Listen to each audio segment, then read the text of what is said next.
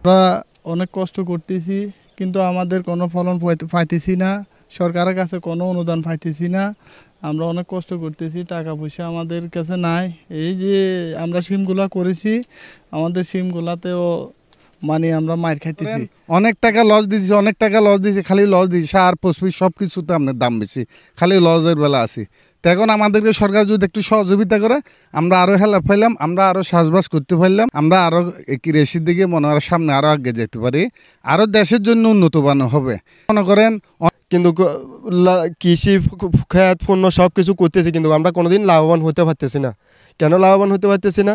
দেখা যায় এরকম একটা নলি কিনতে গেলে আমার 8 টাকা, আবার আমার সার ওষুধ কিনতে গেলে দেখা যায় অনেক দাম, ওষুধের দাম। তারপর আমার একজন বদলে কিনতে গেলে ডেলি ওদের বেতন দিয়ে চা খরচ ভাত খাওয়া দিয়ে 1200 টাকা বেতন লাগে। তারপরে আমি দেখা যায়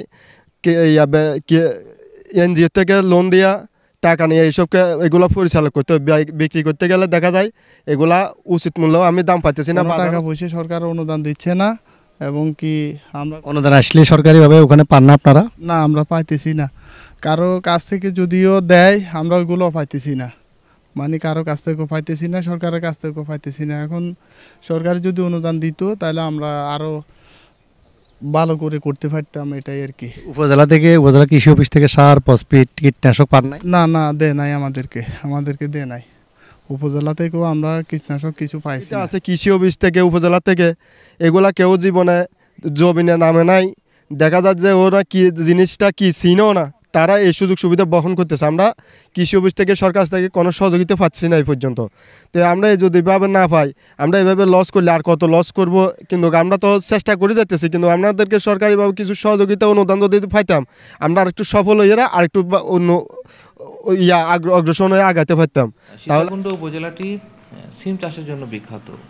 কারণ হচ্ছে যে এখানে শীত মৌসুমে পানির অভাব হয়, এবং এটা পানির অভাবের কারণে স্ট্রেস যেটা হয়, এই স্ট্রেস কন্ডিশনে সিম জাতীয় ফসলটা ভালো হয়। তো এখানে বিভিন্ন ধরনের সিম, দেশি সিম, বাটা, কার্তিক কোটা, কার্তিক বাটা, পুটি এবং লইট্টা, এরকম নামের বিভিন্ন ধরনের দেশি সিম আছে। এই সিমগুলো আবাদ হয়ে থাকে এখানে। সীতাকুণ্ড উপজেলাতে এই বছর 2300 হেক্টর জমিতে বিভিন্ন ধরনের সিম চাষ হয়েছে, এবং আমরা আশা করছি এবার আবহাওয়া যে এখনও অনুকূলে আছে, বৃষ্টি হলে সিমের আবাদটা, সিমের উৎপাদনটা কমে যায়। এই জন্য আশা করছি যদি বৃষ্টি না হয় এবং যদি কুয়াশাটা খুব বেশি না হয় এই শীত মৌসুমে, তাহলে সেই সিমের আবাদটা, সিমের যে উৎপাদনটা আমরা আশানুরূপ পাবো। এবং আমরা প্রায় আশা করছি প্রায় 85 কোটি টাকার এই সিম উৎপাদন হবে আমাদের এই সীতাকুণ্ড উপজেলাতে। সরকারিভাবে আমাদের সীতাকুণ্ড উপজেলার যেসব কৃষক ভাই আছেন, তাদেরকে আমরা পরামর্শ সেবা দিয়ে থাকি। তাদের ফুল যাতে ঝরে না যায়, সেজন্য আমরা তাদেরকে সলুবর বোরন নামে একটি যে অনুখাদ্য আছে, সেটা প্রয়োগ করার জন্য তাদেরকে আমরা উপদেশ দিয়ে থাকি। তাছাড়া যে কোনো প্রয়োজনে তারা আমাদের উপসহকারী কৃষি কর্মকর্তা এবং উপজেলা অফিসগুলোতে তারা এসে তাদের সমস্যা থাকলে সেটা সমাধানের জন্য তারা পরামর্শ নিতে পারবেন, এবং সেটা বিনামূল্যে পরামর্শ প্রদান করা হয়ে থাকে।